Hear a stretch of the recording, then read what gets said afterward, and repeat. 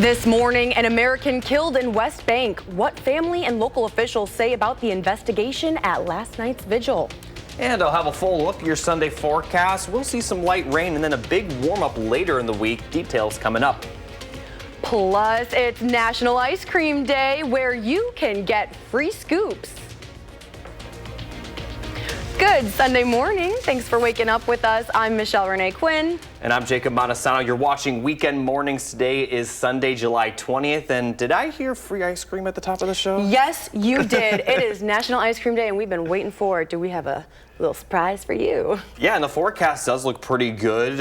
We'll see some light rain, but overall, we'll stay fairly dry. Right now, we're seeing some of those light showers in far southern Wisconsin, but you could see further south, there is a lot heavier rain, and that's going to stay south of Wisconsin entirely. Throughout the day, just going to see a few light showers in the far southern portion of the state. With all that heavy rain you could see, that will stay south. Now, as we take a look at the forecast, again, some light showers are possible for the far southern portion of the state, but Madison and areas to the north, very likely to stay dry. We are going to see a good amount of cloud cover, especially for southern Wisconsin, but we also will see a good amount of sunshine later in the day, and temperatures will be very comfortable. So overall, not too bad in the forecast department. Might see some pockets of heavy rain, but any rain that does fall should be pretty brief. So looking at the forecast, we are going to, or current temperatures first, upper 60s to lower 70s right now. It is a lot cooler further north as there are clear skies further north, and that's allowed the temperatures to drop, but everyone should see pretty similar highs once we get to the afternoon hours, with upper 70s to lower 80s in the forecast. And as we take a look at the overnight forecast, with clear skies, we could see some areas dropping into the middle and upper 50s, so a little bit of a chilly start to your Monday, but people are going to be enjoying the temperatures Monday morning compared to the afternoon hours later in the week, because it is going to warm up. I'll talk more in detail about just how warm it will get, but also how warm it will feel. I'll have those details up a bit later. Jacob, that kind of sounds like some ice cream weather to me. Yeah, I mean, for me, though, I'd say today's ice cream weather. Later in the week is close your window and put on the AC weather. On the AC weather, I knew it. That's later in the week. All right, thank you, Jacob. We'll check in shortly. We're beginning this morning with an update from the Middle East conflicts. Dozens came together for a vigil to honor 20-year-old Saif Moussalet, a Tampa man who was beaten to death on the West Bank. He was on summer vacation when he was beaten and killed by Israeli settlers who were trespassing on family property. His family is pushing for the U.S. to get involved in the investigation, saying that Saif was killed that day along with his friend Mohammed. This American citizen who could have been any one of your children. He could have been any one of you here today. We all have to speak up. I think, frankly, whether you're Palestinian, whether you're Jewish, we should all be outraged and we should all be asking for accountability. The U.S. State Department says it's closely monitoring Israel's investigation, but it has not outlined plans for a separate investigation. Meanwhile, local officials say it's not okay for citizens to be murdered and that there should be an independent investigation. This week, Congress approved slashing more than $1 billion in federal funding to public broadcasting. The cuts are expected to hit small NPR and PBS stations, especially those in rural areas. CBS's Karen Hua looks at how these reductions could trigger a local news blackout. Before the sun comes up. Alarm went off at 4 in the morning. Got here at 5:30. Jeff Farrell turns on the lights at the only NPR news radio station in Shreveport, Louisiana. Partly cloudy and 73. Farrell is the only full-time news employee at Red River Radio. He's the news director, on-air host. The time is now 8:04. Field producer. How much of a difference? Writer. You're listening to The Market. And sound editor. 15-hour days covering news in 3 states. Do I rest for a second? Yeah. I'll take a quick 15-minute pause and then recharge. So you sleep in your office? Sometimes. Everything in this control room, Farrell does solo. Stations like this are one of the few news sources left that serve Arklatex, that intersection between Arkansas, Louisiana, and Texas. There are a couple of parishes in Louisiana that have nothing. Not even any kind of newspapers. Catherine Marr is president and CEO of NPR. I think that this could fundamentally alter public radio is a national service in this country, and that would be a tremendous tragedy. About 19% of Louisiana lives in poverty, and 15% don't have internet access, according to the U.S. Census. You can't afford satellite TV. You can't buy cable. And they're alone. And so it is a lifeline. And what's great about this is that they feel connected. They stay connected to the world. So what's at stake here? What happens if your funding is cut? We lose $160,000 out of $1 million for the budget. It's less service to the people that need it most. Public media, public radio, public television are a critical part of the emergency response plans of nearly half of the states in this nation. Defunding this is a real risk to the public safety of the country. These radio emergency alerts are vital during hurricane season, warning folks where and when storms will hit. Public radio saves lives. The emergency broadcast system, without it, people would die. The city of Shreveport is... Farrell knows the responsibility he bears, but also the honor he has. Good morning, I'm Jeff Farrell. Karen Hua, CBS News, Shreveport, Louisiana. Ahead of the start of next school year, Madison School Superintendent Dr. Joe Gothard joined us on For the Record. Now, right now is the interim time between the state budget getting passed and when local districts are putting their budgets together. There are some things like special education costs that schools must pay for. They can get money from the state of Wisconsin or otherwise turn to local property taxes. And we asked Gothard about that dynamic. In Madison, 10.7% of our costs come from state aid. So we have to go to our taxpayers to make up that difference. You know, that 10% doesn't go very far. So that's why we've had to continue to go to referendum for our operational, resources. Overall, Gothard tells us he gives the state budget a C when it comes to local funding. This is part of an expansive one-on-one sit-down we have with Gothard. You can see more from it this Sunday, that's today, on For the Record. That's at 10:30, right back here on News 3 Now. And Affordable Care Act insurers are proposing their steepest premium increases since 2018. A health policy research group looked at 105 Obamacare insurers in 19 states and the District of Columbia that have filed rates so far. They found insurers are asking for a typical rate increase of 15%, with more than a quarter proposing hikes of 20% or more. And new research shines a light on why many Americans are frustrated with health insurers. Denials for prescription drugs by private insurance companies shot up 25% between 2016 and 2023. The medical data company Komodo Health studied more than 4 billion claims, and some experts say artificial intelligence may have contributed to claim denials. Several health insurers, including United Healthcare and Humana and Anthem, declined to comment. Time now, 7:08, still ahead. We've got your ice cream crawl forecast. And all the full detail of the warm-up later in the week coming up after the break. Welcome back. We want to make sure you guys know exactly what to expect as you walk out the door this morning. Meteorologist Jacob Montesano is live in our studio here in Madison, helping you plan your day.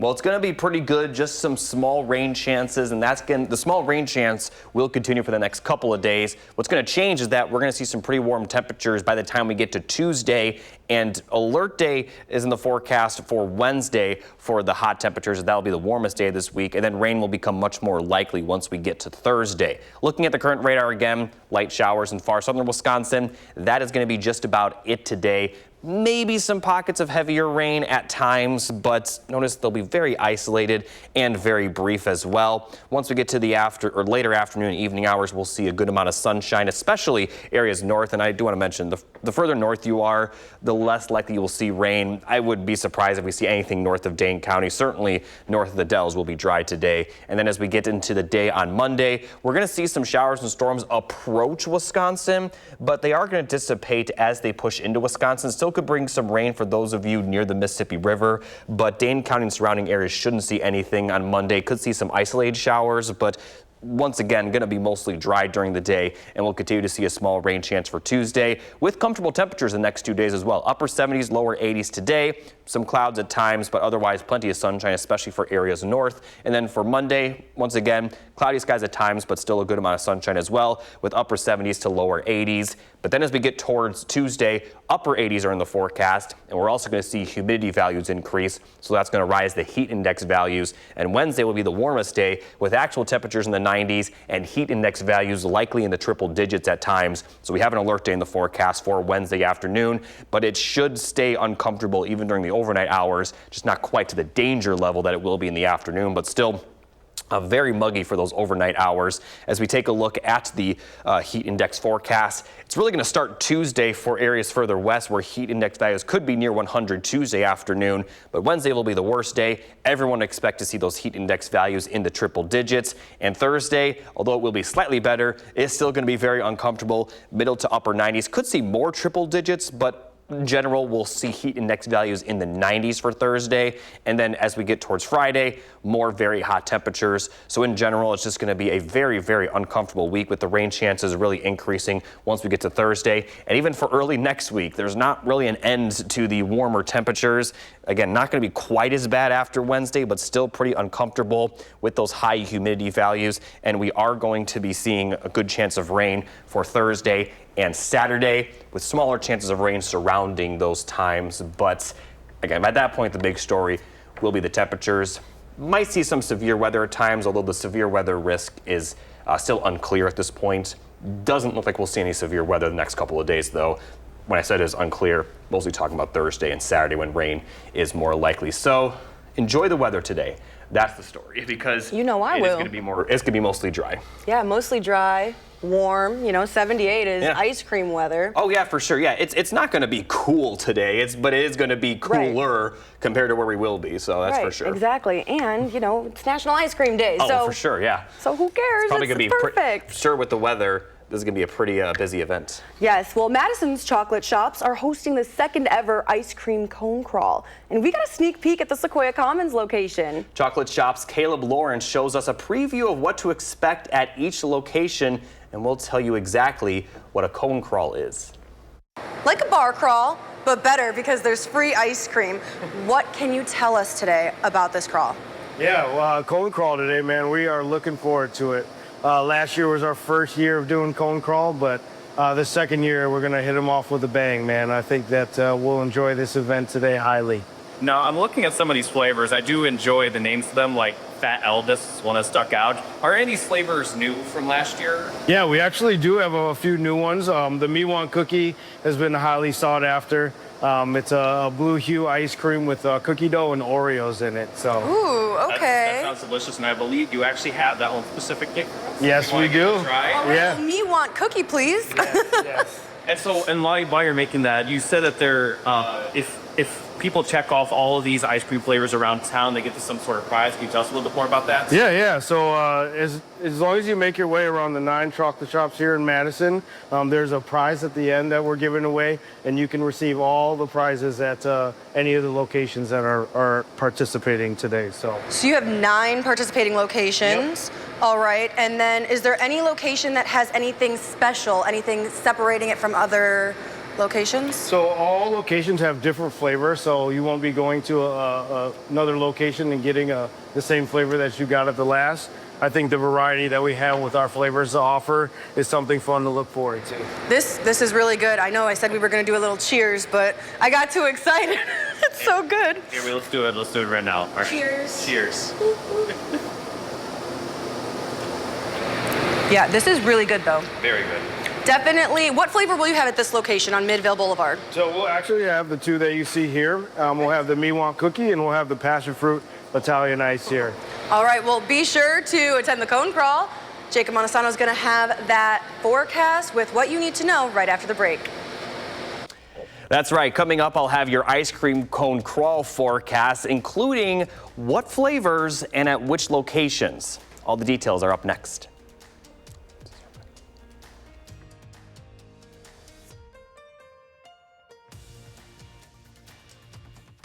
You're watching Weekend Mornings.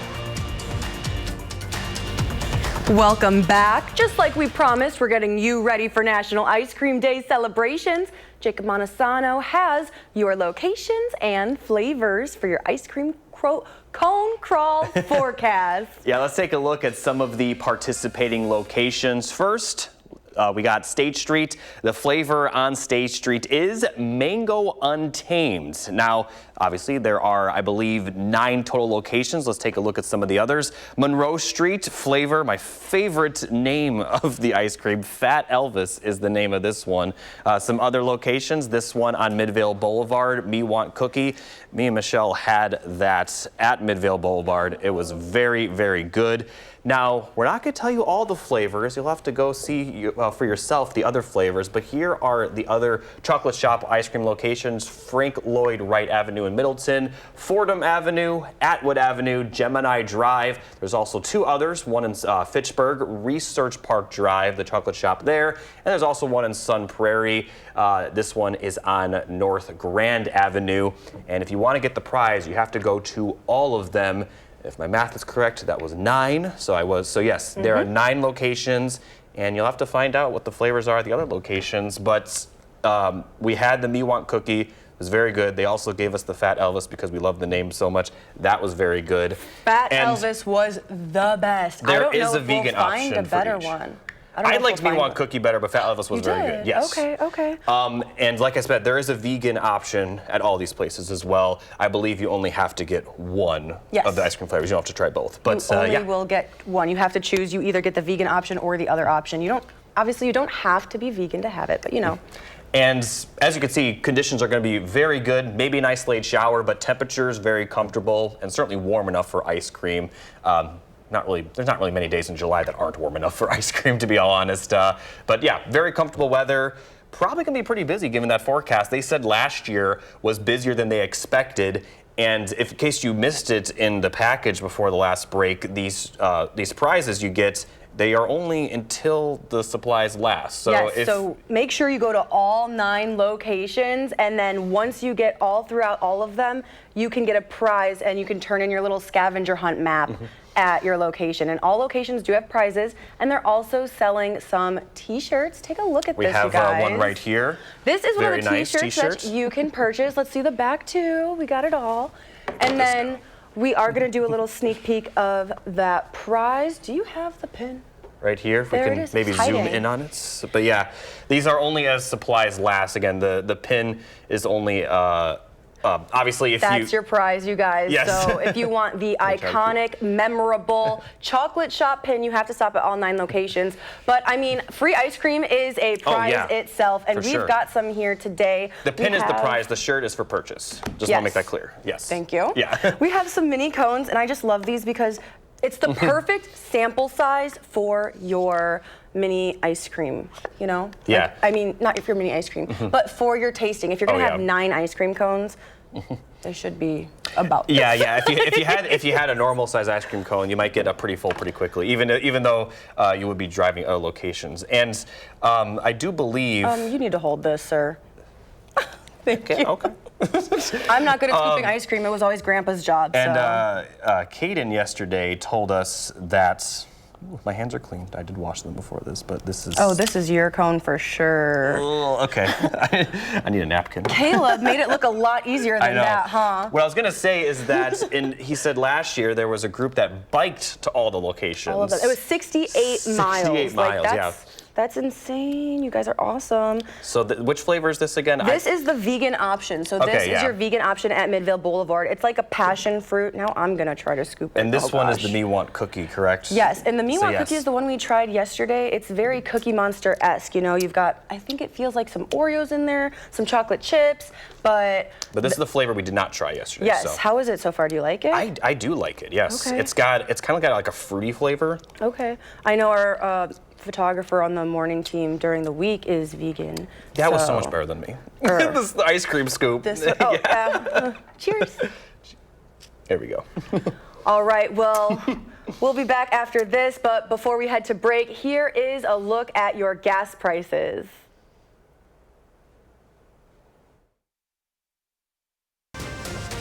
This morning, breaking overnight, heavy police presence spotted in Madison. What we know so far. And I'll have a full look at your Sunday forecast, but then a big warm-up later in the week. Details are coming up. Good Sunday morning. Thanks for waking up with us today. I'm your weekend morning anchor, Michelle Renee Quinn. And I'm meteorologist Jacob Montesano. You're watching Weekend Mornings. It is Sunday, July 20th. We're starting your day with some morning motivation. This morning we have a quote from an unknown author. That's right. You learn more from failure than from success. Don't let it stop you. Failure builds character. I really like this because I feel like it highlights the phrase that a lot of people use, that you're defined by how you handle failure or how you handle adversity. Adversity. Yes, 100%. Yeah, and I feel like that is how, your life ends up being defined, because absolutely, it's how you handle what you've been given. And we learn from our mistakes every day. So rain or shine, it doesn't matter. If you fail, there's always room for success. So keep that in mind as you go into your Sunday. Now, Jacob, please tell me the sun will not fail us today. We are going to see a good amount of sunshine. We also will see a good amount of cloud cover at times as well. But as far as rainfall goes, we're going to see very little of it. We could see some isolated showers south of Madison. We're seeing that right now. But notice further south, there is a lot heavier rain. That's going to stay south of Wisconsin entirely. Again, the far southern portion of our area may see a brief shower or maybe even an isolated storm, but it will be brief. Madison and areas to the north almost certainly going to be dry. Now, as we take a look at the forecast throughout the morning, again, some isolated showers for areas further south, but in general, not going to see much. And then we're going to see more sunshine, once we get into the later portion of the day with clear skies overnight. Taking a look at the temperature forecast, the temperatures will also be very comfortable today. Right now, they're in the upper 60s to lower 70s, upper 50s further north for those of you tuning in from Eau Claire. But everyone should see similar highs by the afternoon, upper 70s to lower 80s. More cloud cover further south, but still expecting sunshine once we get to the later portion of the day. Overnight lows may get a little bit chilly at times, as we'll see clear skies in 50s for some areas, middle to upper 50s. So although they may be, a little on the cool side, still not bad at all. But I'm sure many people will take the temperatures tomorrow morning versus the temperatures during the afternoon hours later in the week. So I'll have more details on just how warm it could feel coming up a bit later. All right, Jacob, thanks. We'll check in shortly. Breaking news overnight, emergency crews responded to an incident in Madison around 10:30 last night. It was near the Boys and Girls Club of Dane County. The incident took place on Carling Drive. Our crews in the field say several squad cars, 2 ambulances, and a fire truck were seen assisting. Madison police confirm there are a couple injuries, including 1 officer with minor injuries. At least 1 person was transported to the hospital, and that is all the information we have at this time. We'll continue to keep you updated on air and online at channel3000.com. Now to our top stories. 30 people are injured in Los Angeles after a car intentionally rammed into a crowd of people. Bystanders began attacking the driver. This happened outside an East Hollywood nightclub, followed by shots fired. LAPD has now identified 29-year-old Fernando Ramirez as the driver, who was ripped from his car, attacked, and shot overnight. President Trump is still dealing with the Epstein controversy, and he's posting about it online. CBS News correspondent Wendy Gillette has the latest.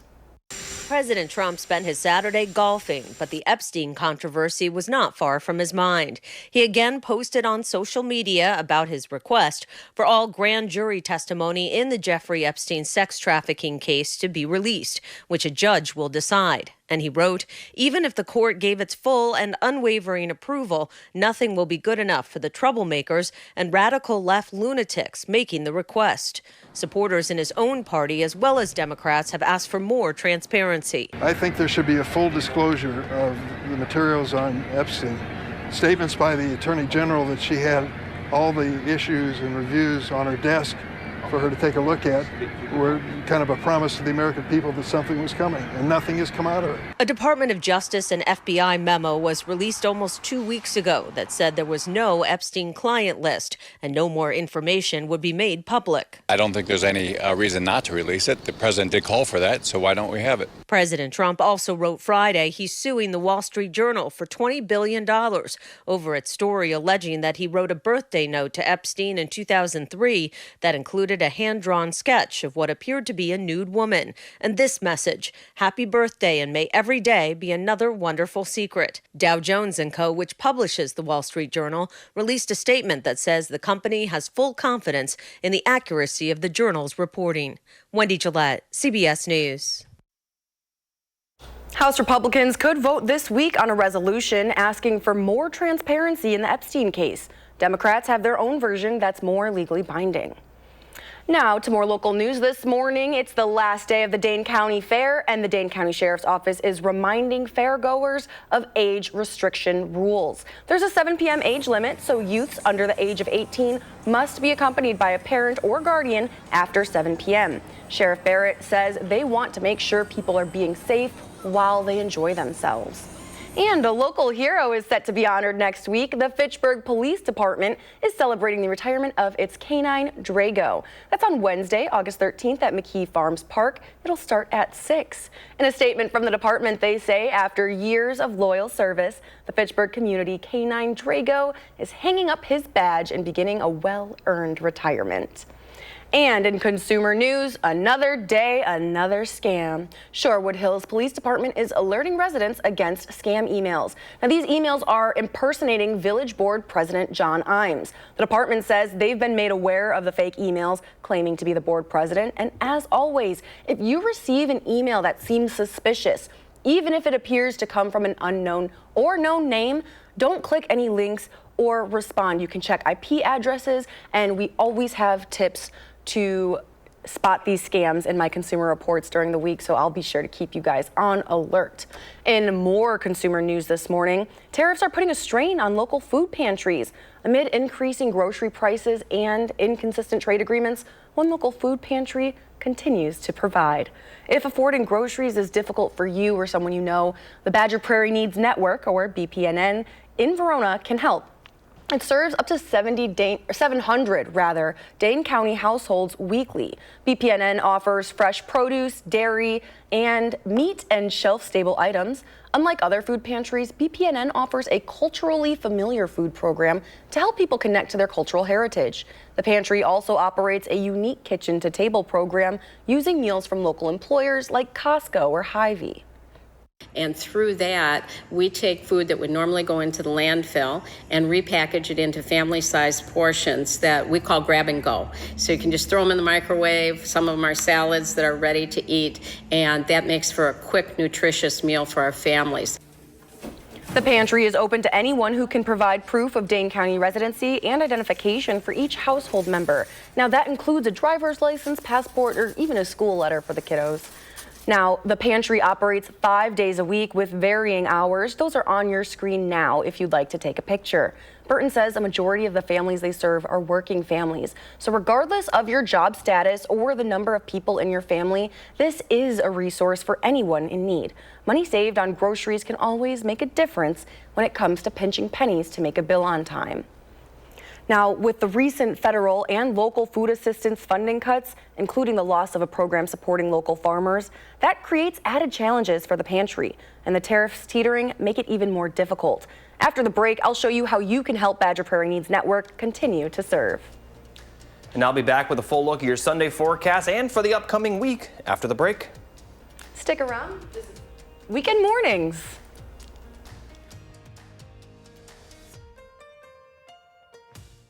You're watching Weekend Mornings.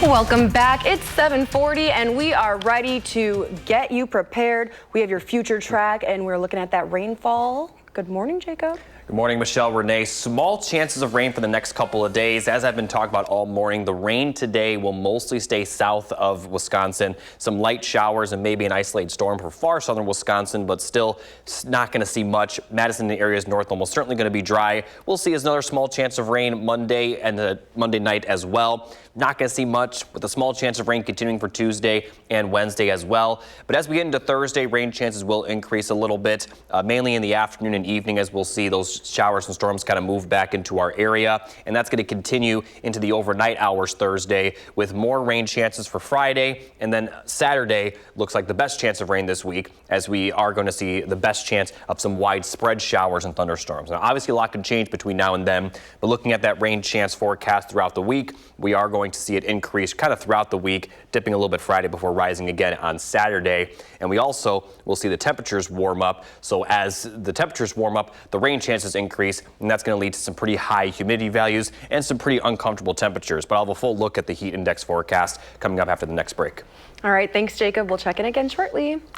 Now, in this morning's Health Conversations, our Kyrian Lee sits down with Dr. Rupa Shah, preparing you for your annual health checkup. They're reminding you mental well-being deserves just as much attention as physical health. SSM Health family medicine physician and wellness coach Dr. Rupa Shah highlights the importance of including mental health in your yearly assessment. Thanks for joining us. Thanks for having me. So mental health really at the forefront, really important for us all. So why is mental health such an important issue to talk about in your primary care appointments? Yeah.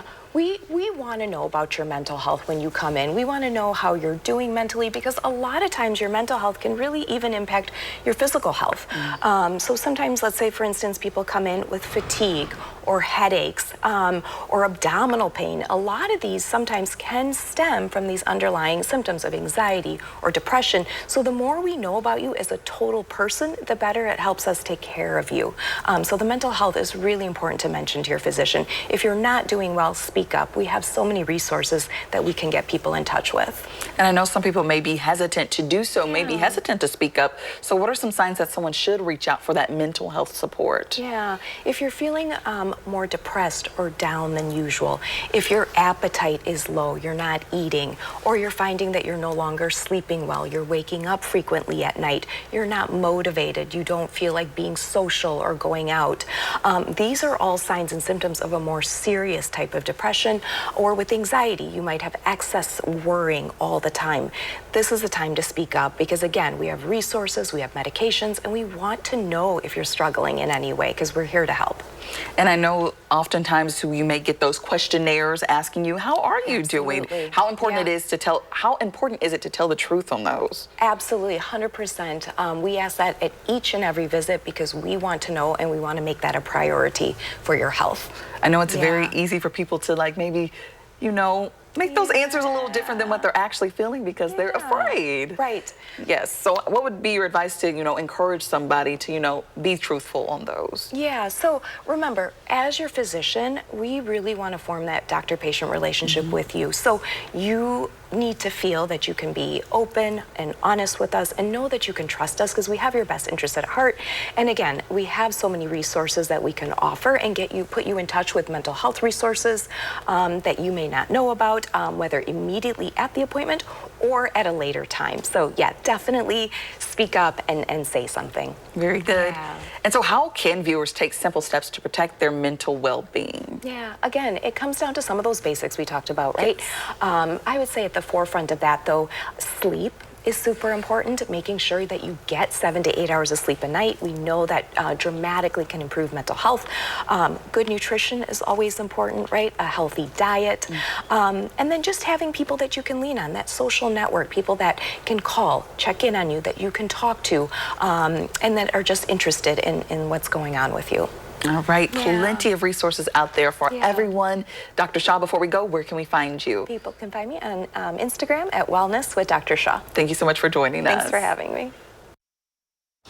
Thank you, ladies. The importance of mental health cannot be talked about enough.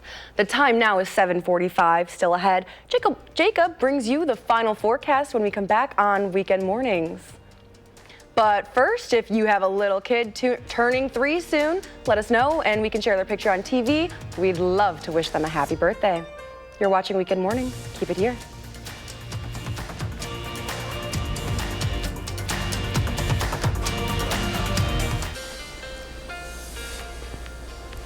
Welcome back. Good morning, everyone. Here's a final look at the 3 things you need to know. We're going to see small chances of rain the next couple of days. Alert day for hot temperatures on Wednesday. We are going to see quite a big warm up, and then we're going to have a better chance of rain once we get to Thursday. But looking at the current radar, we continue to see just light rain at the most across far southern Wisconsin. Heavier rain further south, and that's going to be the story throughout the day. Just a few light showers here and there, but nothing too significant. Madison and areas north likely to stay dry with clear skies overnight. And then once we get to Monday, we are going to see some storms approach Wisconsin, but they are going to dissipate as they get into Wisconsin. Still going to bring some rain for areas near the Mississippi River, but as they continue to push to the east, going to dissipate even further, and we're likely going to see little to no rain for Madison and areas to the east and as well as areas to the north. Now, once we get into Monday night, we'll see clear skies return, but still a small chance of rain.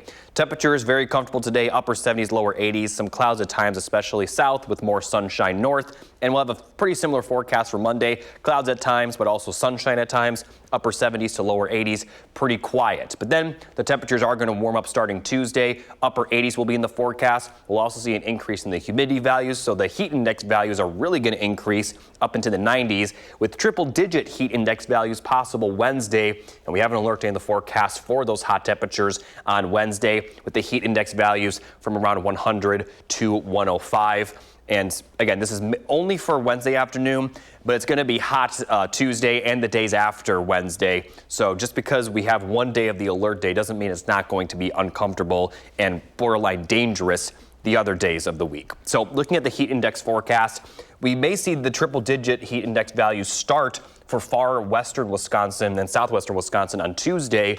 But Wednesday, everyone will see heat index values at least near 100, if not possibly near 105. And like I mentioned, even after Wednesday, it is going to remain warm. Middle to upper 90s for the heat index values Thursday. Could even see a few triple digits out there on Thursday. And Friday, arguably going to be just as hot, middle to upper 90s for those heat index values. So it is going to be very comfortable, and we'll also see the rain chances increase, which will create the higher humidity values. It's really going to increase on Thursday. That's the best chance of rain. Also have a good chance of rain on Saturday, with some smaller chances towards early next week. But notice those temperatures, they're not really going to change all that much from Tuesday going forward. It is going to continue to be warm and muggy. Overnight lows are going to barely get to the 60s, and daytime highs easily in the 80s, if not into the lower 90s. So it's certainly going to feel like July starting Tuesday. So take advantage of the weather today and tomorrow, as it's going to be a lot better than what we will see the rest of the week.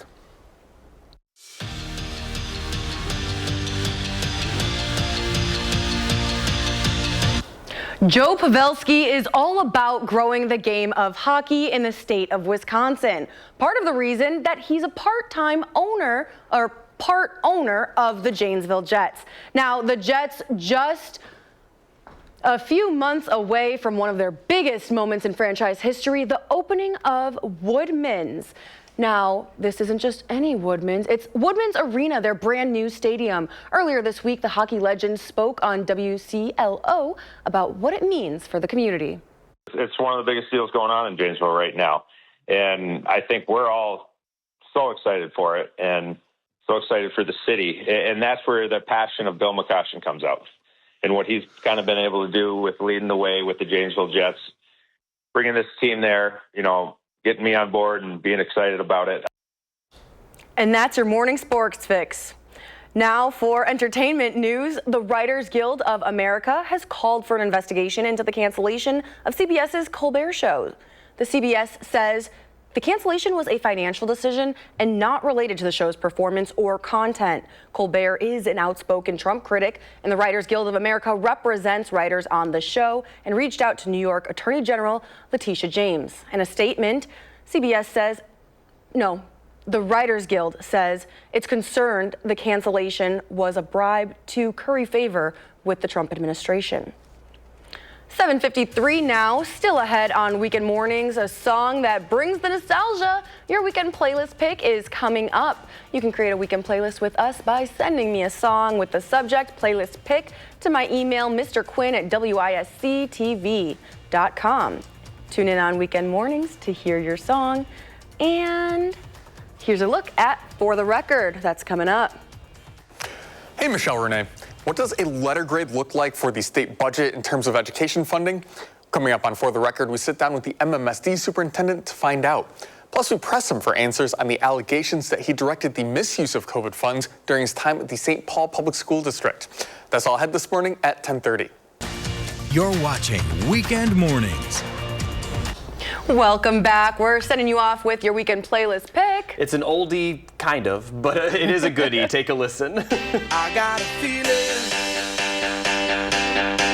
that tonight's gonna be a good night. That tonight's gonna be Jackie sent this in, and we love to see them, so be sure to send those in. Thanks for watching Weekend Mornings. Up next is our next... Thanks for joining us.